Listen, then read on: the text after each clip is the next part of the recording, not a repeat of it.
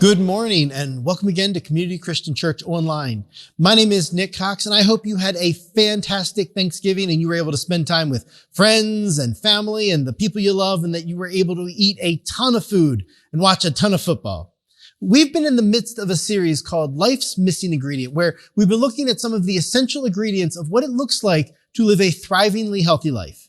Like any good meal, if you're missing an ingredient, it changes everything.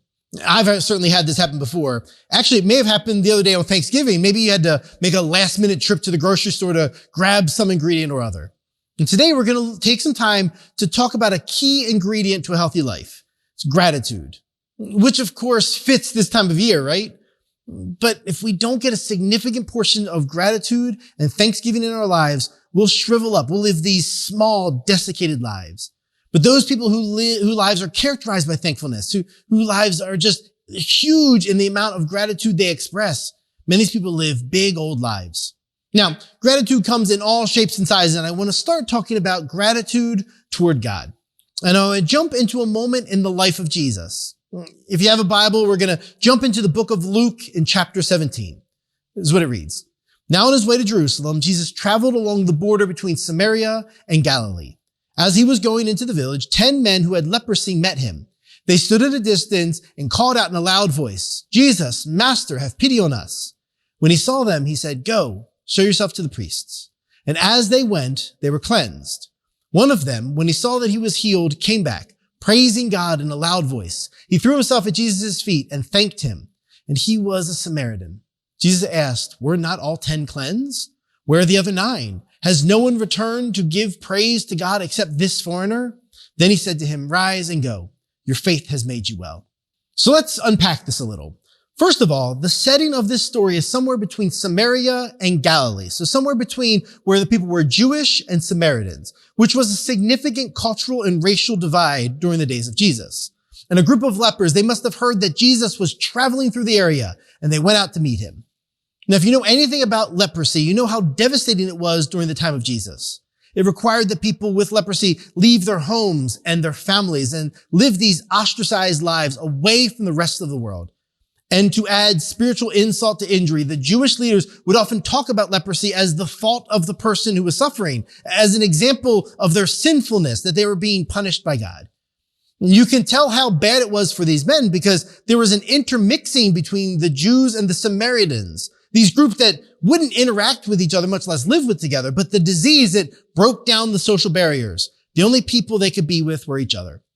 And so they stood at a distance and they called out to Jesus, which they were required to by law. They weren't allowed to approach anyone. And when Jesus saw them, he instructed them to go and to present themselves to the high priest, which was required by law for cleansing. And along the way, they discovered they were healed. And we don't know if this healing happened all at once, like in a flash, or if each step they were healed little by little. What we do know is that they became aware that they were no longer suffering the way they had. The very thing that they had hoped and dreamed for was true. They were healed. And one of the men, when he realized he was healed, he recognized that it was Jesus who had healed him. He turned around and he made his way back to Jesus to express his thankfulness and his gratitude. When he got back, he fell at Jesus' feet and he thanked him. "Where are the other 9?" Jesus says. "Weren't there 10 of you?" And not only that, but the one that returned wasn't Jewish, but a Samaritan. It was a foreigner. It's an interesting story of the life of Jesus. And I do think that it's easy to kind of stand on the outside of this story and to kind of judge the other 9 lepers who didn't come back to say thanks. I mean, what sort of ungrateful fools wouldn't take a little trip back to Jesus and say a simple thank you for, changing their entire lives? And I wonder why they didn't. The reality is we don't know what happened with the other 9. We aren't told, so we don't know, but I think we can make some good guesses because it turns out people are people. People in the days of Jesus and people now. And while I might not know exactly what happened to the 9 men in the story of Jesus, I certainly do know some of the reasons why we aren't thankful today. So let's wonder together about these 9 men who didn't return. Perhaps one of the reasons they didn't come back to express their gratitude is that they didn't associate this amazing thing that had happened to them, this incredible healing. Perhaps they didn't associate it to the work of God. I don't know if they just thought things got better on their own or if they associated it with some other cure they had attempted in the past, or maybe they just didn't realize that God was the one at work. Or maybe they were overwhelmed by the positive events in their lives and they were so busy enjoying the blessing that they lost sight of the source of their gift.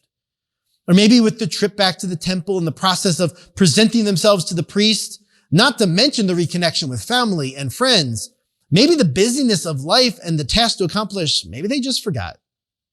I think we have some of those very same struggles in our lives.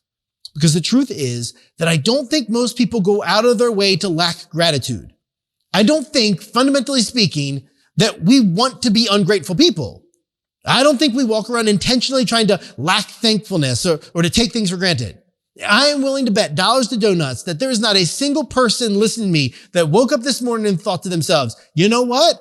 I think I'm going to be entitled and unappreciative today. It's not how it works. Instead, I think we may have the same struggles as these lepers. I think there are three main states of being that can be an enemy to living a grateful and thankful life. And the three states that if we allow them to take root, it will choke out our ability to have significant amounts of thankfulness and gratitude. One of the ways that we can struggle in our lives is by being inattentive. We can miss out on this ingredient of gratitude in life if our life is so busy and so full and so distracted that we're just completely inattentive to the gifts and blessing around us. Even people who have faith in God, who identify as followers of Jesus, people who honestly pray to God about their lives, can become distracted and inattentive to the blessings of God. How attentive are we?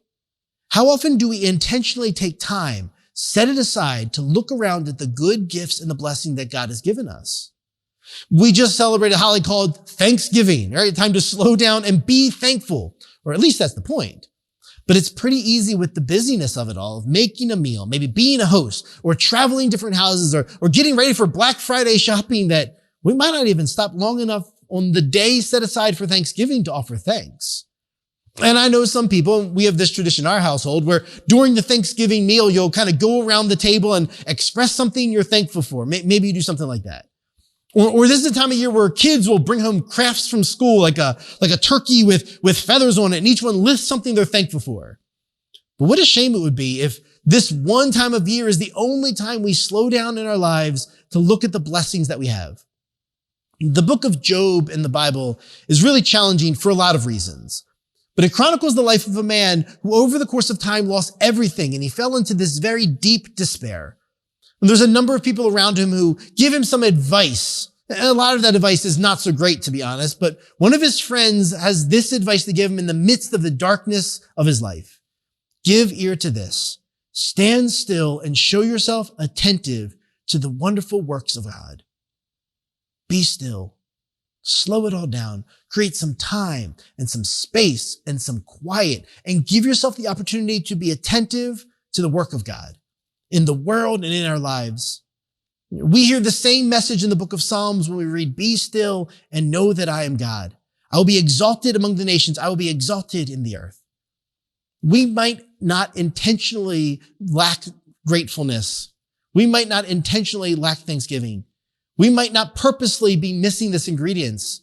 Sometimes we're just not that intentional about how attentive we are. We don't stand still long enough. We're too busy. We're too distracted. We lack attentiveness. So what do you think? Do you have time set aside on a regular basis to look at the amazing blessings God has placed in your life? God is at work in your world and in your life, but we are often so distracted and busy and lacking attentiveness to see it. Maybe you need the regular practice of slowing down. Maybe there's a time first thing in the morning of stillness, of peace, of thankfulness. Or maybe it's at night before you go to sleep. Maybe you set aside some time during lunch. I don't know what time makes the most sense for you, but do you have the regular rhythm of slowing down to be thankful for God? I think another barrier to living a grateful life is when we're forgetful about the blessings and work of God in our lives. We can just be forgetful. Again, this isn't about intent. We're not bad people, but humans are shockingly forgetful. We are a deeply forgetful species. Have you ever heard the term of object permanence before? Right, at about 2 months old, a baby develops the ability to consistently identify faces. At about 3 months old, they can recognize objects like their bottle or pacifier or toy. But it's not until around 8 months old that a baby develops object permanence, which means when they see an object and then the object goes away, they know that object still exists. Before that, when an object goes away, it ceased to exist in their mind. So think about that. For about 6 months, babies can recognize the sight of your face, but when you walk away, you cease existing. Think about how different this makes a game of peekaboo. Have you ever played peekaboo before where you're like, peekaboo? Imagine every time you're covering your face, you cease to exist. Then you reappear back into existence, back and forth. That has got to be an intense experience for a 3-month-old. But I think so many of us, myself included, I think sometimes we suffer almost a lack of spiritual object permanence. When the sun is shining and the things are good and life is easy and the world is all cupcakes and rainbows, it's easy to remember the blessings and the gift of God. But when the clouds roll in and the sun gets covered up, we forget. It is so easy to forget in the darkness those things that we know in the light. And it is in the midst of these moments, the moments when I might be most beneficial to have these strong expressions of gratitude and thankfulness, that we just forget. Why do you think that over and over again when we read the Bible, it reminds us how important it is to remember the works of God? Psalm 77 puts it like this: I will remember the deeds of the Lord. Yes, I will remember your wonders of old. Or why is it so that in the Old Testament part of the Bible, God is so often referred to as the God of Jacob, or the God of Abraham, or the God who brought us out of Egypt? Or there's times where it's the God who brought you to the promised land, or the God who saves. Because baked into the bread of the Bible and into the way people of the Bible talked about God was a remembrance of the amazing blessings and work of God. It's like life wants to constantly play this game of peekaboo with God. It wants to cover him up, to conceal his love, to conceal his blessings, to conceal the work he has done. And it wants us to forget all those things that God has done when we can't see it. But in each of these statements is a reminder of the great and wonderful work that God has done for the people of Israel. God who called these people out and set them aside. God who used a scoundrel to guide his people. God who freed his people from the power of the world and brought them to a place of safety. God who never disappeared, even when we couldn't see him. I wonder about how we remember God. Do we? I know in our family, there have been times of stress and transition and question marks, whether it's with careers or family. There are things we are worried about and we pray to God for. Yet when I talk about God, I don't normally call him the God who blessed me with children, or the God who guided me in my career, or the God who showed me mercy and healed my hurts. Maybe I should. Maybe we should. Maybe it would be worthwhile to start a bit of a gratitude journal. Just a little bit of time to set aside and reflect and remember the blessings of God. Maybe you write it out as prayers of thankfulness. Maybe it's just a letter to yourself so you don't forget in the darkness what you know in the light. I don't think we intend to live ungrateful lives. Sometimes we're just forgetful. There's one more thing that I think can get in the way of our expressing thankfulness to God. And this one's really challenging. It's when we're deeply self-reliant. This is a tough one in our culture. And for me personally, if I'm being honest, we are told again and again in our world to work harder, to make our own way, to lace up our boots tight and keep on marching. After all, God helps those who help themselves, which of course is not in the Bible. And I'm all about hard work and effort and putting good energy toward worthwhile goals. But how foolish would it have been for the lepers if one of them was healed and they said, man, look how great I did at healing myself. Man, look how well I did at becoming healed. Maybe they start congratulating themselves over the hard work they put into finding Jesus and calling out to him. And Paul, who was a leader of the early church, who did some pretty incredible things, is a foremost scholar of Jewish laws. He started tons of churches. He had a lot to brag about. And this is what he writes. Not that we are sufficient in ourselves to claim anything as coming from us, but our sufficiency is from God. It's just a reminder of what we read again in the book of James. Every good and perfect gift is from above, coming down from the Father of heavenly lights, who does not change like shifting shadows. Do we believe that? I mean, do I? I wonder how many of those 9 lepers who were healed just sort of thought they did it themselves. Their healing was mostly due to their own efforts. I don't know. But if it's something I earned or I feel I deserve, I'm probably not going to express a lot of thanks for it. And perhaps if thankfulness toward God is something that comes with difficulty in your life, perhaps it's because you see yourself as self-reliant enough that these aren't gifts at all. They're merely something you've earned. Do you have reminders in place that life is a gift? Do you have times when you remind yourself that what you have is a gift from God and that you did not earn it by your own strength? Now, one of the things that can sometimes happen when we miss an important ingredient is we substitute one ingredient for another. I can't tell you how many times when I'm cooking, I'll Google on my phone about a substitute ingredient because I just don't have the one they call for.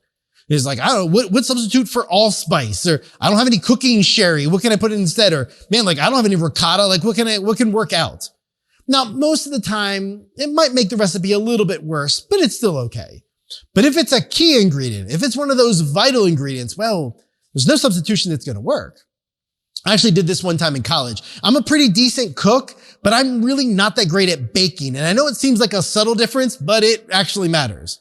And I was living in a little tiny suite at College Park when I went to Maryland, and it had what could generously be called a very small kitchen. And I decided I wanted to make some chocolate chip cookies. I was pretty sure I had all the ingredients, except it turns out I didn't have one.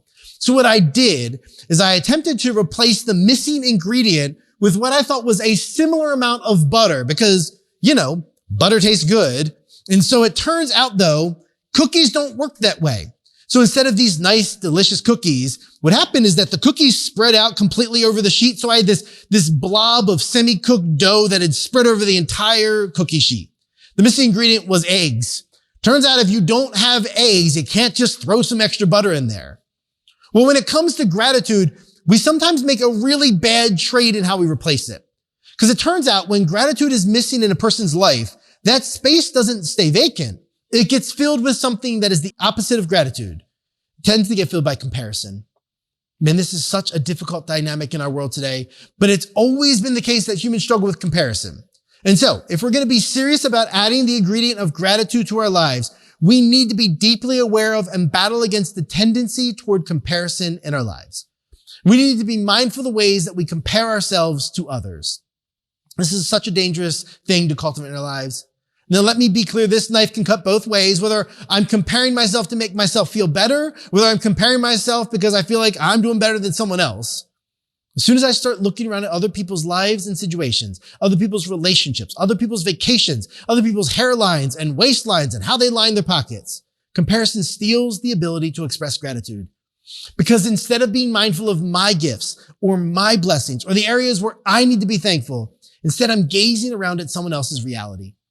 The Bible talks a lot about gifts that God gives people, these spiritual gifts, and we've talked about them here at CCC before.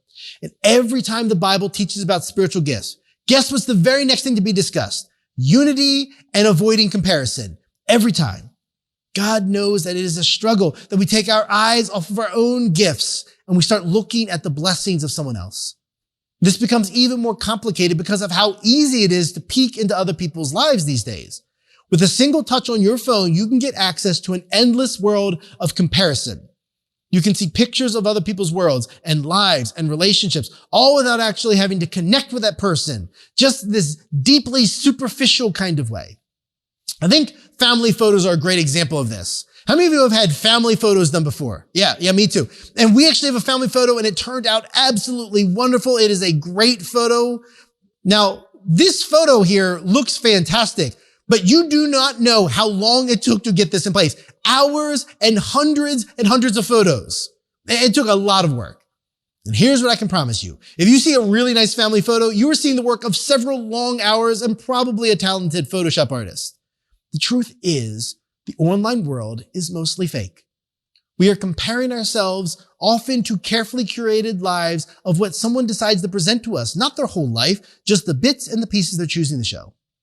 And if you find yourself in the department of often comparing yourself to others, I would strongly encourage you to take a look at how often you're putting yourself in a position to peek over into other people's lives. Maybe it's time to take a step away from social media and just ask some honest questions about how much positive impact it's having at your life. Look, I think social media can be a tremendously useful tool. But does social media, the way you're currently using it, make you more or less thankful? Does it make you more or less grateful?